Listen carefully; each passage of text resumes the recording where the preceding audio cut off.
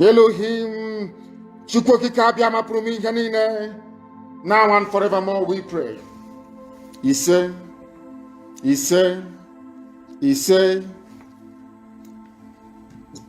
as it is also usual with us here, we encourage you to have your pen and paper ready this very evening, because at the end of this very divine process that we have embarked upon, the world will know that indeed Chukwokikabiama is our God, as we have maintained in times gone by. Before we came, there was none like us. Now that we are here, they can try to be like us, but they can never be. And after we are gone, they will wish that we live forever. The earlier, should I say, the sooner our enemies and detractors understand this, the better for them. Those who underestimate our resolve do so at their peril. But having said that, we are not underestimating the enormity of the task before us. And our people must listen to this very gospel very carefully and attentively this evening, morning or night, depending on where you are. Our problem did not start today. Our inability collectively to appreciate the magnitude of the mess we are in is responsible for what the Fulani Janjaweed and corrupt politicians are doing in our land today. Those who are understanding or discerning enough, those who are capable of reading between the lines, will understand that as soon as Britain refused to make Dr. Azikiwe the Prime Minister of Nigeria in 1960, that was when all of us, our fathers, should have realized that the game was up. But because we never learned from history, that is why we are in the mess we are in today. That is why governors who are elected by the people will collude with our enemies from the north to transport our people to death camps in the northern part of the damnable Zoological Republic. That is why governors of the southeast will gang up and organize to invite Fulani killer army, a terrorist squad, to come into our land to kill us at will, because we never learned from history. Azikiwe is the only frontline nationalist in the whole of Africa not to be made the Prime Minister or President of a newly independent, of course, European-created enclave. Only Dr. Nnamdi Azikiwe in the whole of Africa. In fact, in the whole of the world. Anywhere you have a frontline freedom fighter, at the end of that very process, that very nationalist or freedom fighter is made the head of state of that very nation. Evo, danas je 24. januar 2021. godina, 12 sati. Namerno govorim datum i vreme zato što verujem da će ovaj dan ući u istoriju srpskog, a i verujem evropskog vazduhoplovstva, jer konačno flying car koji smo najavljivali skoro 6 meseci, evo danas će poleteti prvi put i to mislim da je veliki dan, pre svega zbog toga što je ovo prvi oktohopter na električni pogon, zapravo letelica na vertikalnog uzgona koja će biti spremna za industrijsku proizvodnju za manje od mesec dana. Tako da evo sve je spremno, probni let će biti sada izveden, tako da neka nam je sa srećom.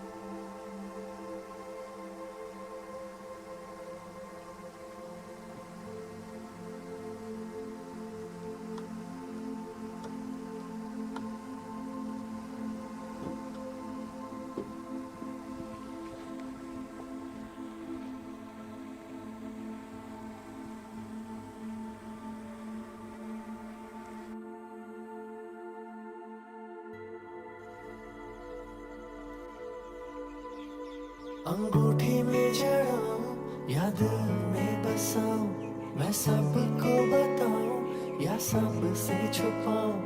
अंगूठी में जड़ाऊं या दिल में बसाऊं, मैं सबको बताऊं या सबसे छुपाऊं। तू हीरा मेरा आंखों ही नूर, तू पास मेरे अंधेरा दूर। हाँ तू हीरा मेरा आंखों ही नूर, तू पास मेरे अंधेरा दूर। मेरे साथ तू चले दुनिया सारी जले, है जन्नतों का ये हीरा मेरे गले। ओ हीरे तुझे पाके मैं हो गया अमीर। ओ हीरे तुझे पाके मैं हो गया अमीर। हाँ अमीर मैं। ओ हीरे हाँ तेरे आने से है बदला नसीब है। ओ हीरे तुझे पाके मैं हो गया अमीर। हाँ अमीर मैं।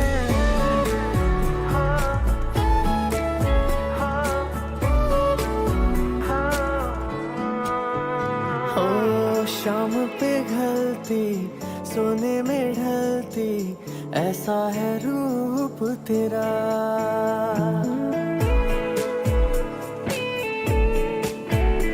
ओ शाम पे घलती सोने में ढलती, ऐसा है रूप तेरा।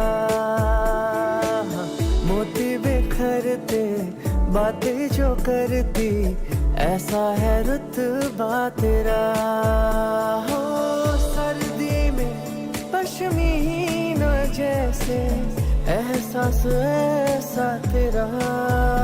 हो तारीफें तेरी करता रहूं, कागज के पन्ने में भरता रहूं। हाँ हाँ तारीफें तेरी करता रहूं, कागज के पन्नों को भरता रहूं। मेरे साथ तू चले दुनिया सारी जले, है जन्नतों का ये हीरा मेरे गले। ओ हीरे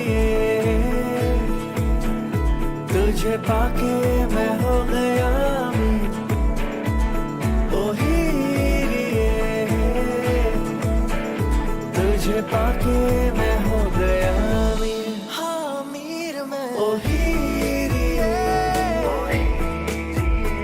हाँ तेरे आने से है बदला नसीब है। ओ हीरे तू हीरा मेरा, तुझे पाके मैं हो गया अमीर। हाँ अमीर मैं। में जड़ाऊं या दिल में बसाऊं, मैं सबको बताऊं या सबसे छुपाऊं। अंगूठी में जड़ाऊं या दिल तू हीरा मेरा, मैं सबको बताऊं या सबसे छुपाऊं।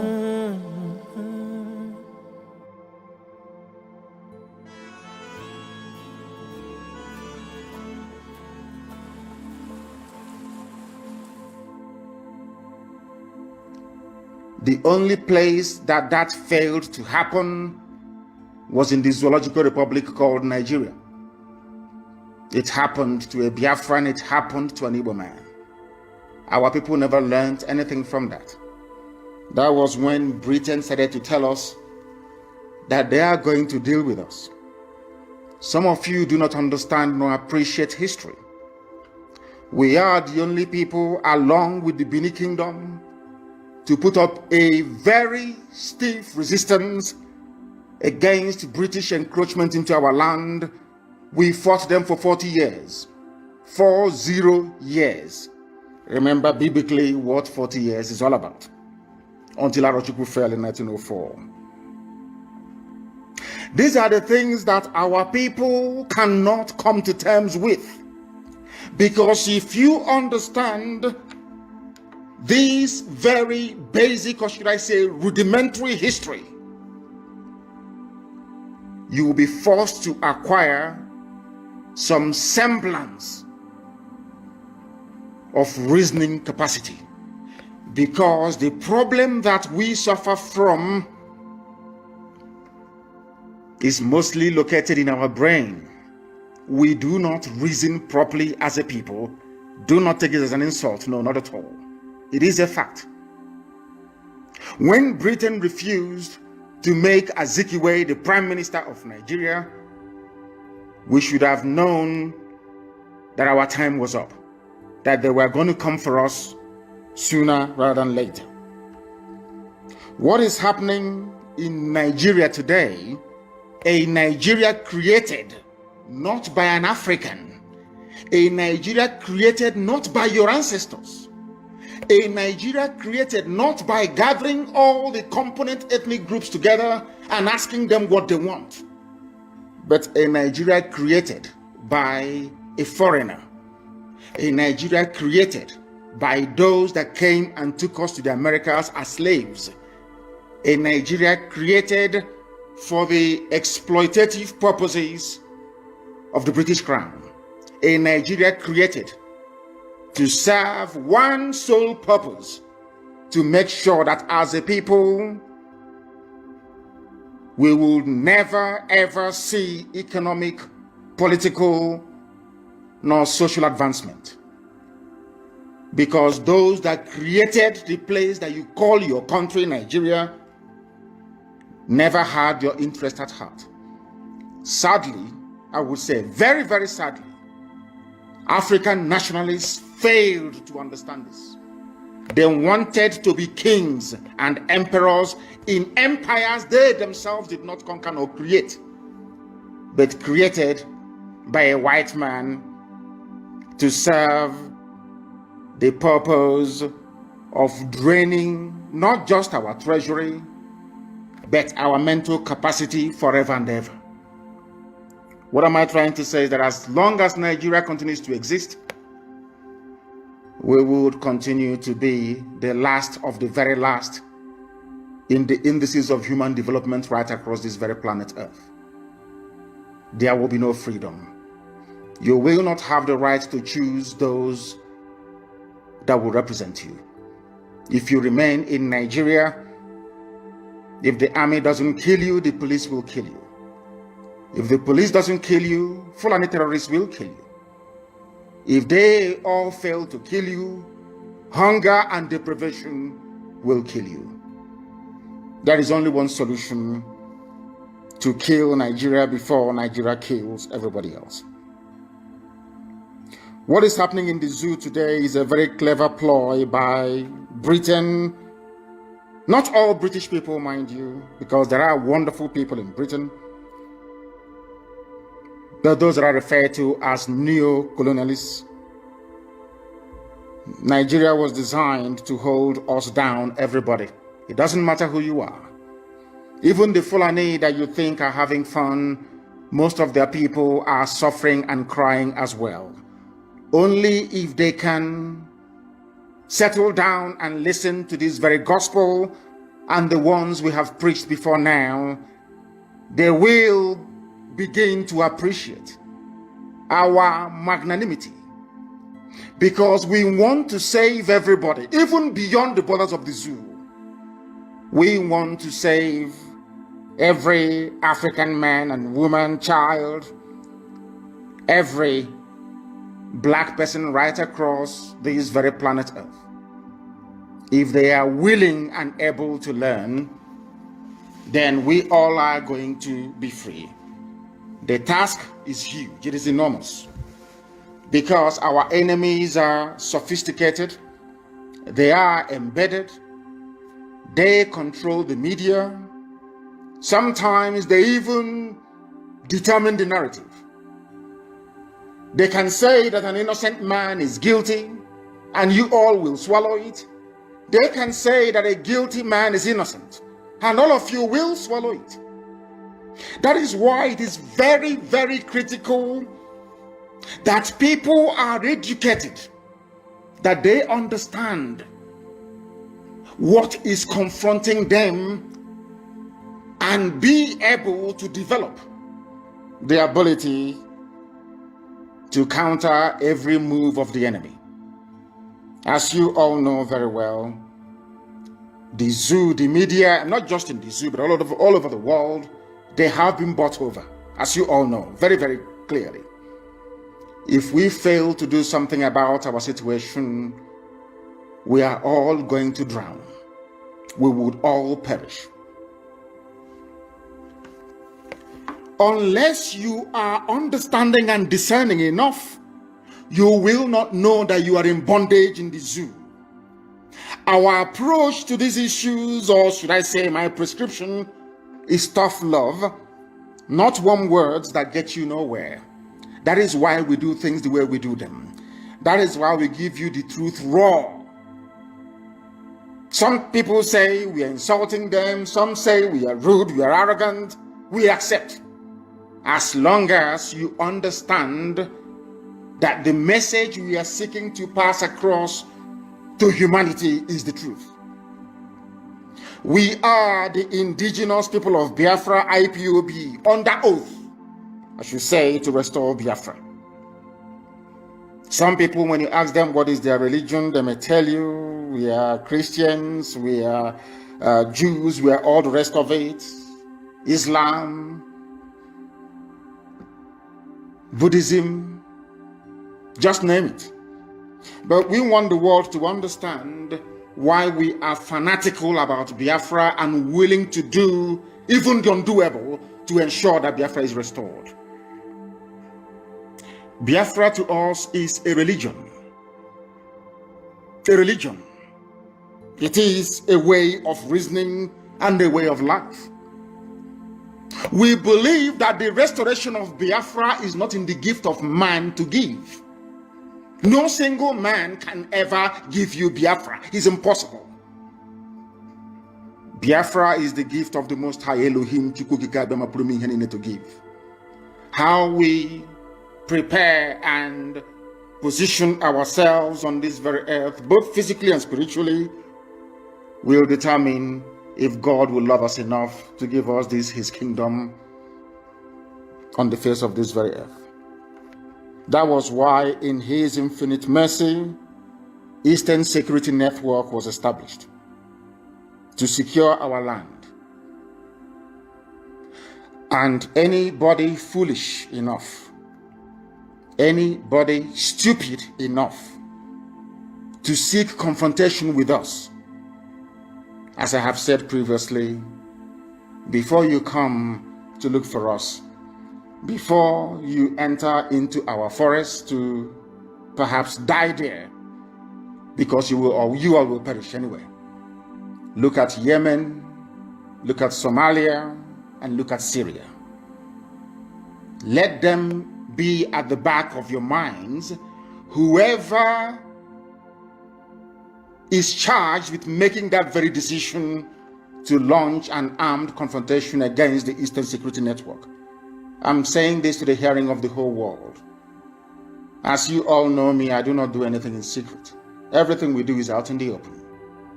Anybody foolish enough, because I know the Janjaweed are very foolish. You know the Fulani, they have what I call the mentality or the mindset of Mohammed Siad Barre, the erstwhile president of Somalia. They never reason, they never listen. They are not intelligent enough to understand when the end has come. The only people supporting them is Britain.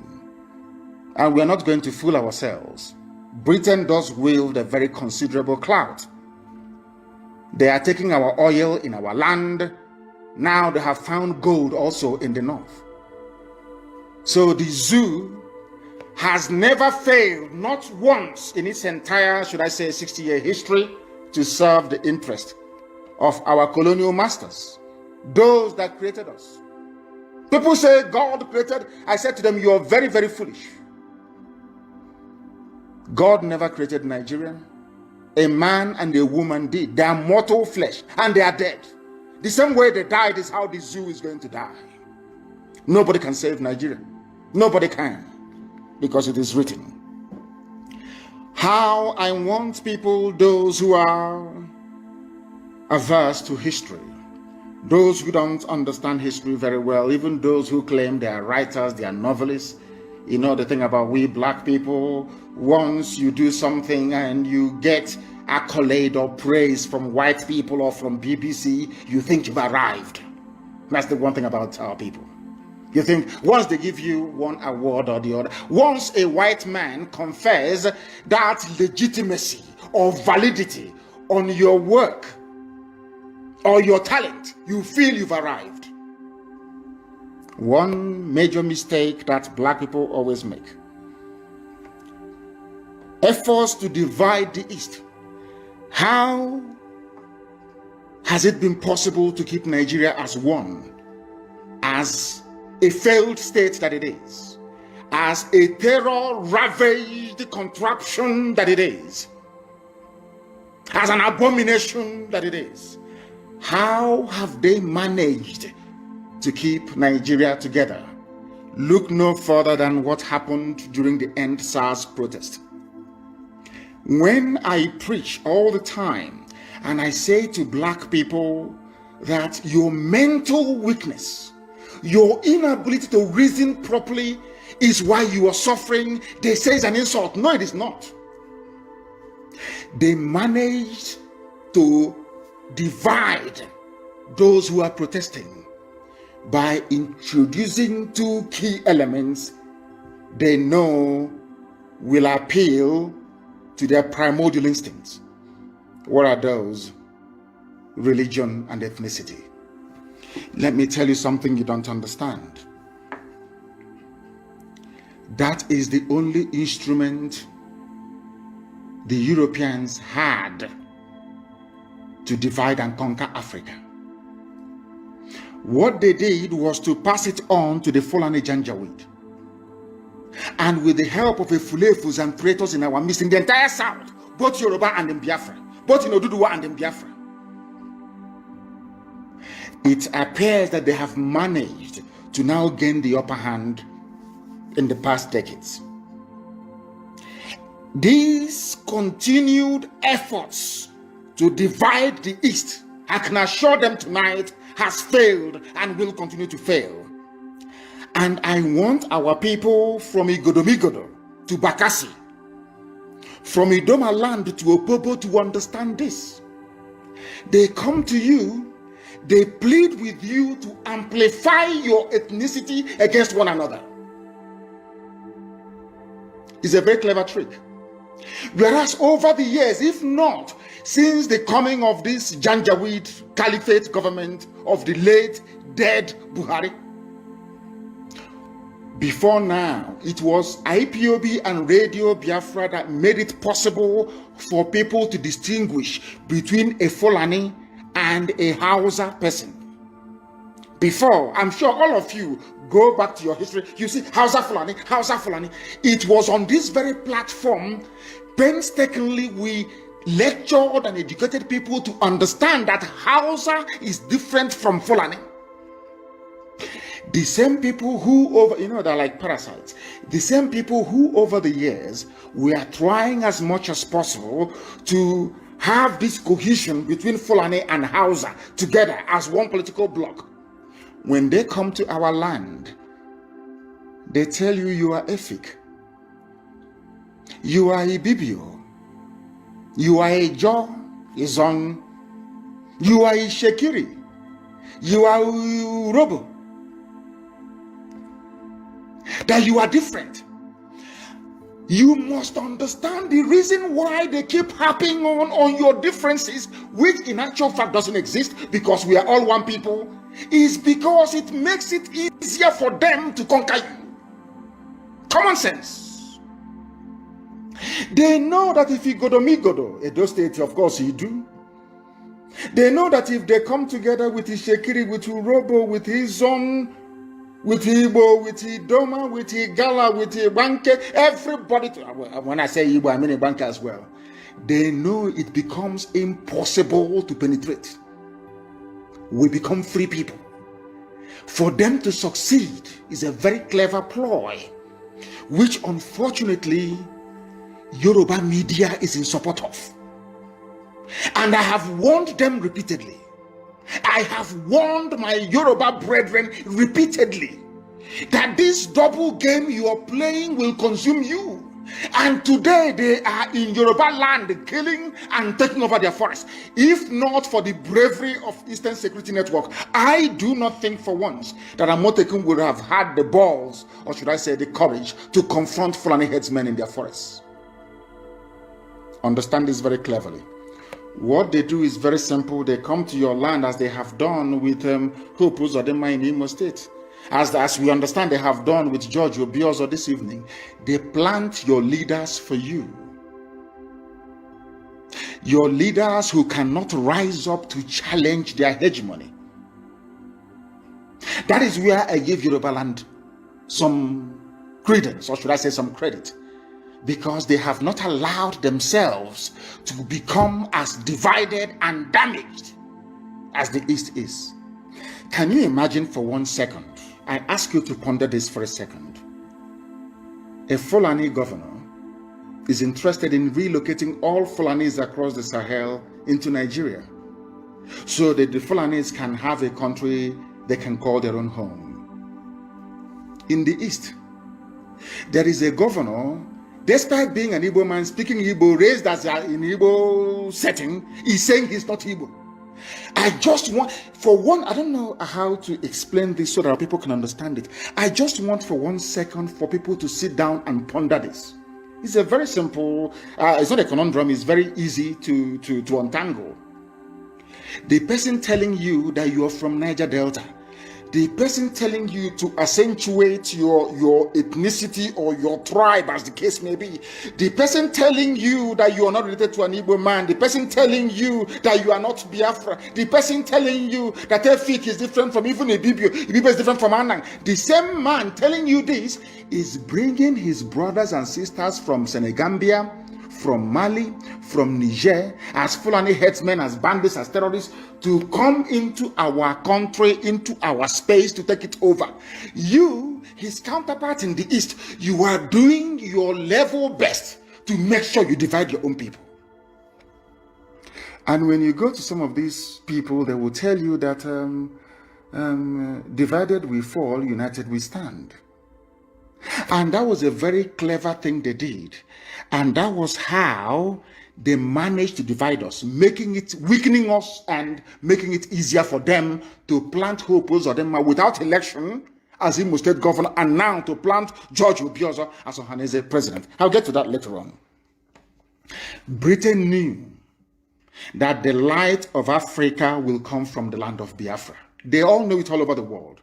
As I told you earlier, 2 years ago, I told you that I was at a meeting with the UN officials in Geneva. And one of them said to me, it is not that we don't talk about Biafra or want our member states or nations to understand what is going on in the land of Biafra. But as soon as we mention the word Biafra, they all get up and walk away from the room. I announced it here live on this very platform, Radio Biafra. Some of you didn't actually absorb it. Some of you don't know the obstacle that Biafra is facing. You think Biafra is easy to get. No, it is not. No, not at all. The enemies we have outside is uncountable, not because we have done anything wrong, but because Britain realized that with Biafra existing as a free nation, that every black person around the world will become free. They understand that. It's just like when you go to a stream and you don't want people to drink the water coming from that very stream. You go to the source of the water and you pollute it. Because if you come downstream and you pollute it, people can still go to the middle or even to the front to go and fetch clean water. So if you don't want people to drink from a particular stream, you pollute it from the source. They know that the source of freedom for black people, both those in North America, those in South America, those even in Papua New Guinea, those everywhere around the world, they know that Biafra is the key. A free Biafra means that black people all over the world will become free. That was why I said that Biafra is the last miracle. I want you to understand this. All of these obstacles cannot stop us from getting Biafra. It cannot. Instead, it emboldens us. Because the more difficult the process of emancipation, the more enjoyable the outcome when finally freedom comes. If we don't do something, I'm telling everybody, both those in the Middle Belt, those in Yoruba land, go and write down everything I have said in the past. Try and, compare it to what is happening now. You see that we have always been right. If we do not act now, we will become more fragmented.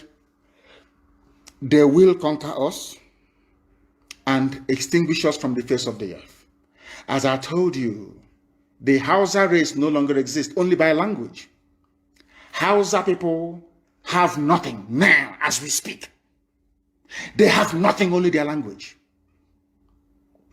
Hausa people no longer have any discernible political system. They have no hold over their future or their lives. They can answer Malam all they like, but their traditional rulers forever and ever will remain an Omeire. And an Omeire is a Fulani. In other words, apart from the language, it has now dawned on them. That is why Fulani have now taken to the front seat. And you cannot hear Hausa people even complaining. They know they are finished. They know they are gone. How did they succeed in doing this? Even before the white man came, the Fulani succeeded in dividing the Hausa peasants from their kings, deceived them, took Sokoto from them, and the rest of Hausa land. The only place they couldn't take is present-day Borno, and you can see how they're fighting tooth and nail to take it. Canon Borno said no. And they are fighting. And they are free, of course, to a limited extent. That is what we all need to do. Therefore, anybody who comes to you to preach one Nigeria, you must go back to educate that very fool. I keep saying it. Anybody who believes in one Nigeria cannot be regarded as an educated person. For the very simple reason, I wrote this a few days ago. You cannot claim to be equal to a white man. A white man can come to Africa to create a country for you, black people in Africa, which means that all of you are incapable of creating a country for yourselves. That is what it means. You have surrendered your future to them. That's number one, for those who believe in one Nigeria. Number two, if you have any self-worth, any self-respect, any regard for human dignity, there is no way you will allow somebody to come all the way from Europe to build a country for you in Africa. I give you a very simple example. There is a place called India. I'm sure that some of you know that India used to be comprised of, I think it's Bangladesh, India itself, Pakistan, Kashmir, and is it Bengal? But this is how human beings reason. And the selfishness you have in the Nigerian political system today did not start today. It started from Azikiwe, Awolowo, and Tafawa Balewa, or should I say Ahmadu Bello. It didn't start today. Selfishness. Why do I say selfishness? Because in India, where you have people, or should I say leaders that loved their people, what did they do? What did they do, I ask you? Upon Britain leaving India, they came together and said, we are not compatible. India, you are predominantly Hindu people. We in Pakistan, we are predominantly Muslims. There is no way we can coexist in the same country. So they sat down and decided to partition upon independence. Any sensible being, which we thought that Dr. Zikiwe was, should have realized Because the Sadwana of Sokoto told him, Ahmadu Bello told him that we are incompatible. Awolowo said the same thing, that Nigeria is a contraption. You cannot force people to be together. They all knew that Nigeria was unworkable in 1957, 58, 59, 19. They all knew. Exactly with what is happening today, despite knowing that Nigeria was unworkable, because they are going to answer president, the prime minister. They will have beautiful houses in Ikoyi, in VI. They will be lording it over other people. They decided, out of expediency, to go for the rubbish that Britain created for them. And today, is India doing well? Pakistan, that is now offering to come and help the zoo to fight insurgency. I hope all of you can understand all of this. I hope you're following what I'm saying. Because in Africa, you people are not human beings. The white people, they see you, or should I say, they see you as animals. Forget all the pretense. Africa, you're part of Commonwealth. You are not. They don't have any regard for you. Do you know why? Because they created you. They made you who you are. If as a man or a woman, you're grown up, you're intelligent enough, you cannot build a country for yourself, you have to wait for a European to come all the way from Europe to build countries for you in Africa, that means you're an idiot. There is no difference between you and an animal. Absolutely no difference. It's not an insult. I'm just trying to make you... Now, put yourself in, should I say, in the position of those who are reasonable or sensible enough. Do you think that as a black man from Africa, you can go to Europe, you can go to Germany and create a country for them? Can you do it? Of course, the answer is no. If you cannot do it, then why did you allow them to come to Africa to create a country for you? After creating this country for you, half of Yoruba land is in Benin Republic. The other half is in Nigeria. One is French, one is English. And people don't feel ashamed of themselves. There is no pride. There is no shame. People are not ashamed of themselves. We are Africans and we are black people for that matter. So by nature, we are ethnocentric. We are very tribal by nature. We are not Europeans. And people may wonder, why am I saying this? Because in Europe, they don't have a village in Europe. Somebody can be born around Trafalgar Square. If you ask him, so I'm from London. And after a while, they may migrate to New Zealand or to Australia. And they start living there. They have no root. This is something that Britain has been trying to destroy in Africa for very many centuries. You people don't understand this. The fact that we have a village we go back to, we say, if you ask us where we are from, even if we are born in New York, we say, oh, we are from Umunede. Oh, we are from Abo. No matter where you are born. That is why we migrate like wild beasts every Christmas to go back home. Because a basic African man or woman is ethnocentric. You must go back to the tribe you come from. That's who we are. Nobody can change that. It's in our genes, in our bones. Why am I saying all of this? To let you understand that the reason why not just Nigeria, the whole of Africa is poor is because we did not determine our future. The people that they put down during independence, flag independence, so it is because no state in Africa is independent, including South Africa. The people that they put in power are behaving just like Dave Umahi, Wike, and Obiana and Ibazu. Exactly the same. There's no difference. Because of what you can gain. And Ibazu must know that we have his contacts in Australia. Ibazu wants to go to Australia to go and buy a house and relocate his family. We are waiting for him. We know all the, and we'll get to that later on. What am I trying to point out to you is that once you allow your future to be determined by those who don't understand who you are and how you reason, you are finished.